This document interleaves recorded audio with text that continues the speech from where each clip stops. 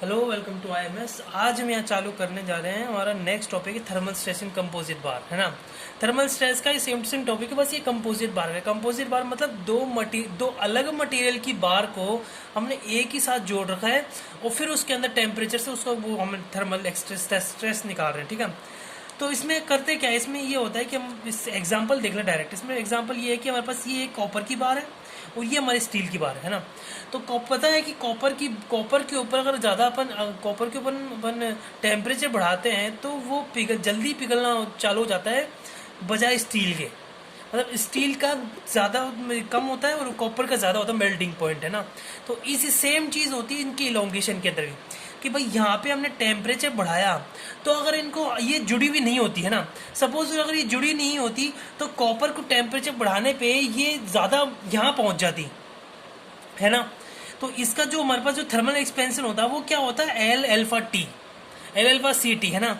और स्टील का अगर अलग होती तो उसका अपन कंप्रेसर करते ना, मतलब उसके ऊपर टेम्परेचर लगाते तो उसका जो एक्सपेंशन होता है एल अल्फा एस टी।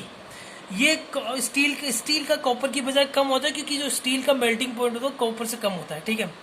यहाँ पे देखो अल्फा होता है ना, अल्फा कॉपर से कम होता है, अल्फा कॉपर से कम होता है। और यहाँ पे टी हमारा टेम्परेचर पता ही है, टी मतलब T2 माइनस का T1 होता है, ठीक है। लेकिन इन दोनों को फ्री करने की बजाय हमने इसको रिजिड, यहाँ पे जो हमने पॉइंट है वो हमने रिजिड पॉइंट दे दिया, ठीक है।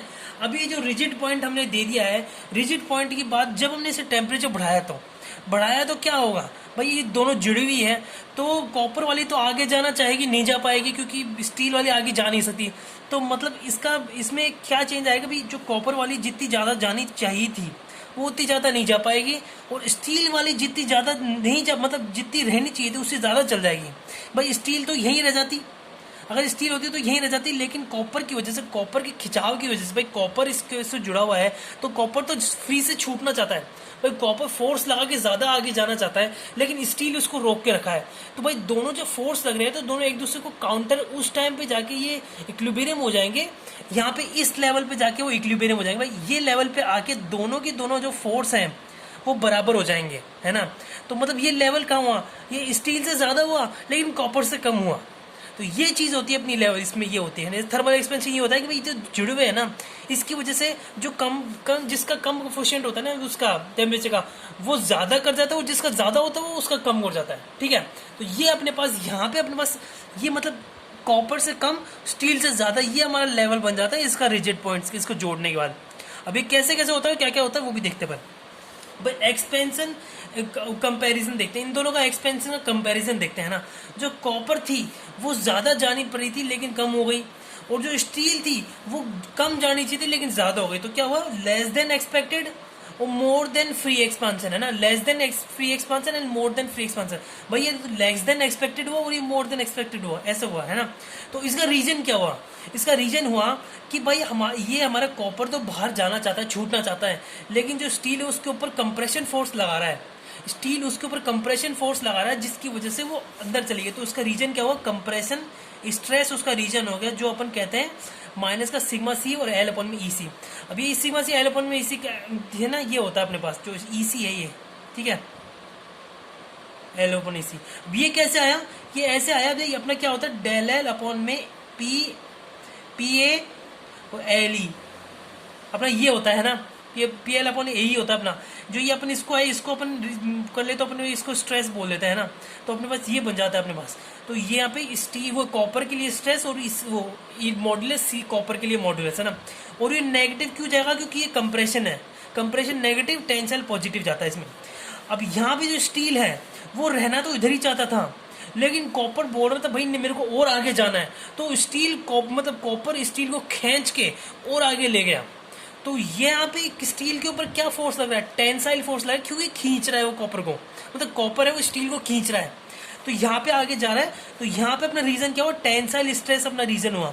तो वही सेम चीज, बस यहाँ पे टेंशन की यहाँ प्लस हो जाएगा और ये सिग्मा एस स्टील का एल और इस ई और एस अपने यहाँ पे हो गया, ठीक है। इन दोनों को अपन बराबर करेंगे तो अपने पास एक कुछ ये इक्वेशन बन के आती है अपनी। क्या इक्वेशन बन के आती है अपने पास? ये तो अपना नेचुरल होता कि भाई अगर ये फ्री एक्सपांशन होता ना, सब भाई सपोज करो अगर ये फ्री एक्सपांशन होता तो ये अपने पास कुछ ऐसा होता अपने पास, लेकिन फ्री एक्सपांशन नहीं है, यहाँ पे जुड़ा हुआ है तो इस पे एक्सपेंशन तो बराबर है दोनों का, लेकिन रीजन यहाँ पे कंप्रेशन फोर्स और यहाँ वो टेंसिल फोर्स है, तो वहाँ पे कंप्रेशन और टेंसाइन का वहाँ पे हमारा प्लस और माइनस होगा यहाँ पे, ठीक है।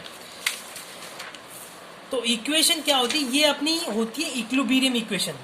ये होती है इक्विलिब्रियम का। इक्विलिब्रियम इक्वेशन क्या होती है भाई? जो टेंसाइल का जो फोर्स है और जो कंप्रेशन का फोर्स है वो इक्वल है। तो यहाँ पे देखो टेंसाइल जो ज्यादा जा रहा है, कंप्रेशन जो कम है, दोनों का फोर्स इक्वल हो गया यहाँ पे, इक्विलिब्रियम कंडीशन आ गई। अब इक्विलिब्रियम कंडीशन क्या है? पी स्टील, अब पी का स्टील अपने पास है जिसमें टेंशन लग रहा है, और कॉपर है जिसके अंदर कंप्रेशन लग रहा है। तो यहाँ पे फोर्स कैसे निकालते हैं भाई? Stress is equal to P upon में ए होता है अपने पास, है ना। इसको क्रॉस मल्टीप्लाई करें तो अपने पास जो फोर्स होता है, फोर्स का जो फॉर्मूला निकलता है वो होता है, ये अपने पास फॉर्मूला निकलता है फोर्स का, है ना। तो ये फॉर्मूला अपन ने यहाँ पे पुट किया, ये अपनी बन गई equation for equilibrium condition. Equilibrium condition ये इक्वेशन बन गई अपने पास, ठीक है। यहाँ पे अपने पास ये अपना है ये, और ये अपनी मेन चीज है। आप यहाँ पे फॉर्मूले निकल गए, है ना। ये अपने आप इस पे न्यूमेरिकल करके, सिंपल से न्यूमेरिकल करने, ज्यादा हार्ड नहीं है, लेकिन मैं आपको और भी सिंपल नहीं करा सकता, क्योंकि क्या है, जैसे कि ये जो न्यूमेरिकल कराऊंगा ना, इसमें एक में आपको समझ में आ जाएगा दोनों चीजें। इसमें दो तरह के बनते हैं, या तो इसमें स्ट्रेस निकालना या फिर इसमें लेंथ इसका चीज निकलता है, ठीक है। तो यहाँ पे अपने पास ये एक रॉड है ना, रॉड है जो बीच में तो है, कॉपर की सॉलिड रॉड है बीच के अंदर, है ना। बीच के अंदर कॉपर की सॉलिड रॉड है और उसको कवर किया हुआ है स्टील की रॉड ने, स्टील मटेरियल ने उस रॉड को कवर किया हुआ है ना भाई। ये हमारे पास स्टील, ये रॉड है कॉपर की है, और इसको यहाँ जो स्टील ने इसको ऐसे ऐसे यहाँ पे, जैसे यहाँ पे ये ना, इसको ये पे स्टील ये स्टील है, तो यहाँ पे इसने स्टील इसको कवर कर दिया, ये हो गया स्टील कवर, ठीक है। तो ऐसा अपने पास यहाँ पे हो रही है, ठीक है। तो ये अपने पास है, तो यहाँ क्या हुआ अपने पास है टोटल डायमीटर कितना अपने 25 mm, और हमारे से कॉपर का डायमीटर वो कितना है 15 mm। ये हमारे पास है कॉपर का diameter. E for elastic young modulus steel के लिए 2.1 × 10⁻² और फिर अल्फा अपना स्टील का क्या है 11 × 10⁻⁶ सेंटीग्रेड, ठीक है। ई ऑफ कॉपर अपने पास क्या है? Young's modulus of copper 1 × 10⁵ Nm², और अल्फा अपना कॉपर के लिए क्या है 18 × 10⁻⁻⁶ या कॉपर यहाँ पे अपना परसेंटीग्रेड, ठीक है। अब यहाँ पे जो अपना नॉर्मल टेम्परेचर है जिसमें कोई बदलाव नहीं आ रहा है, ऐसा टेम्परेचर वो अपना 10 डिग्री सेल्सियस। भाई 10 डिग्री सेल्सियस में इस स्टील के अंदर कोई ना तो कंप्रेशन हो रहा है, ना इसमें मतलब एक्सपांशन हो रहा है, ना कुछ हो रहा है, तो मतलब इसी नॉर्मल टेम्परेचर, रूम टेम्परेचर मान लो एक तरह से ना। और जो अपने पास क्या है T2 जो है अपने पास, वो है अपने अप्लाइड किया है ना, अपन ने इसको अप्लाई किया है। अब इसमें निकालना है अपने को क्या अपने को क्या निकालना है, इसमें कितना एक्सपेंशन का वो अपने को वो निकालना है अपने को, है ना। तो अपने पास क्या है लास्ट, जैसे मैंने अभी बताया था भाई सिग्मा, वो क्या बोलते हैं अल्फा सी बड़ा है अपना अल्फा एस से, क्योंकि सी तो आगे कॉपर तो आगे जाना चाहेगा लेकिन स्टील उसको रोक के रहेगा, और स्टील कम रहना चाहेगा लेकिन कॉपर उसको आगे खींच के ले जाएगा। तो ये इसका प्रॉपर्टी होती है। तो इसमें क्या लग रहा है कंप्रेसिव स्ट्रेस लग रहा है, और इसमें क्या लग रहा है टेंसाइल स्ट्रेस लग रहा है, ठीक है। तो कंप्रेसिव स्ट्रेस और टेंसाइल स्ट्रेस में स्टील रॉड और कॉपर रॉड है, तो अपन ने यहाँ पे इसको आमने सामने कर लिया। यहाँ पे देखो ना वही फॉर्मूला अपने पास वही फॉर्मूला है, सेम टू सेम फॉर्मूला है, उसको अपन यहाँ पे उतारा। तो यहाँ पे जो एल है, दोनों तरफ का जो एल है वो तो कट हो गया, यहाँ पे एल से कट हो गया, यहाँ पे सारे एल से कट हो गए। तो यहाँ पे अपने पास ये फॉर्मूला था। अब अपने फोर्स देखना है, अपना फोर्स क्या है P steel is equal to P copper बराबर होगा, तो P S is equal to P C. अब यहाँ पे मैंने बताया जैसे कि यहाँ पे क्रॉस मल्टीप्लाई करके ऐसे होगा, तो अपने पास सिग्मा सी और सिग्मा एस के लिए अपने पास ये बन जाएगी चीज़, है ना।